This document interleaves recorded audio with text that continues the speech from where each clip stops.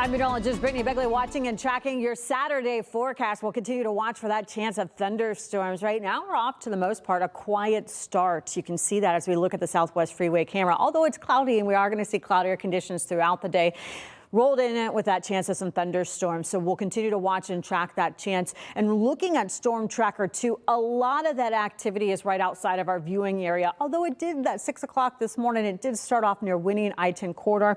But as we look at it, you can see a lot of that activity is going to be right outside our viewing area near Beaumont. However, that being said, we are seeing some coastal showers basically coming from the Victoria area into El Campo, slowly just south of El Campo. And then we're looking at those coastal communities near Lake Jackson. So you can see there's a line of thunderstorms off the Gulf, and we anticipate those to make their way into the inland. With that, we could see some showers, but we have that chance of thunderstorms throughout the day, especially with all that tropical moisture. So again, Storm Tracker 2 radar is showing you slow going, but we have those coastal showers right now, and then maybe some light showers. This is going to be near the outer belt, but overall, it's not too active. That shot I just showed you really sets up the tone. I mean, last night it was really active. You probably heard it even during the day. Some places like Tomball, 2 inches of rain. So what can we watch and track? What are we going to anticipate? Looking at future tracking, you see that 11 o'clock hour, it's still going to be cloudy, maybe a sprinkle or two right now what we're watching. Looking at 12, same story. We'll watch to see, and this model looks a little bit aggressive, but it does at least know the timing and the location. So El Campo and Lake Jackson, we could start to see thunderstorms develop for you. As we zoom in just a little bit tighter by 2 o'clock, right here, El Campo and just south of the Sugarland area with that potential of a pop-up thunderstorm just south of Bush.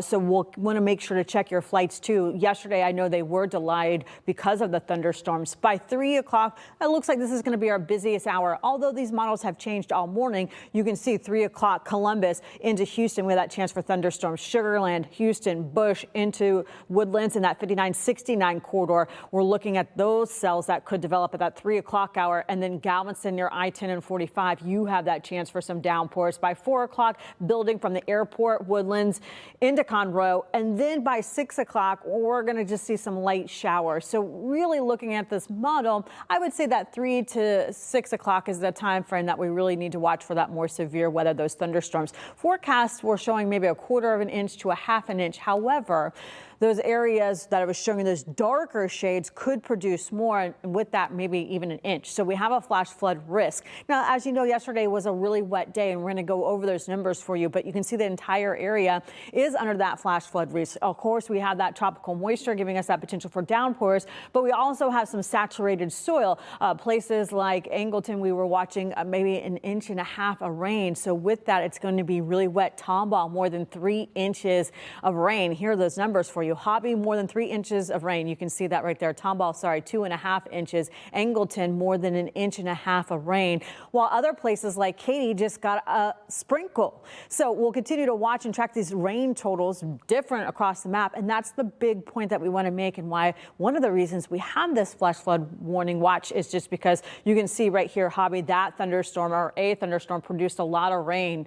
Within 24 hours, again, almost 3.5 inches. Places like Brenham and Katy just got a sprinkle. So we'll continue to watch those numbers for you. But what we are really concerned about is just that potential for more thunderstorms in areas with saturated soil. So places like Hobby, Tomball, and even Angleton, since they got 1.5 inches or a little bit more than that, they are going to be more soiled saturated, which means that they are at a higher risk for flooding, especially street flooding. So continue to watch that throughout the day, especially if your area is already known for flooding and we have more thunderstorms. This could be a concern for us. Those 24-hour rain totals showing you saturated soil and more rain to come. So big picture, and we're going to go through this one more time. You can see our high today is actually a little bit below average. However, our feels like temperature is going to be in triple digits by 2 and 4 o'clock.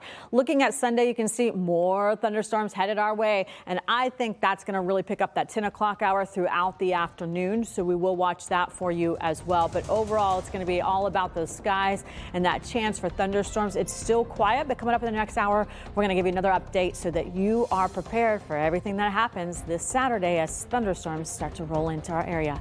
We'll see you back in an hour.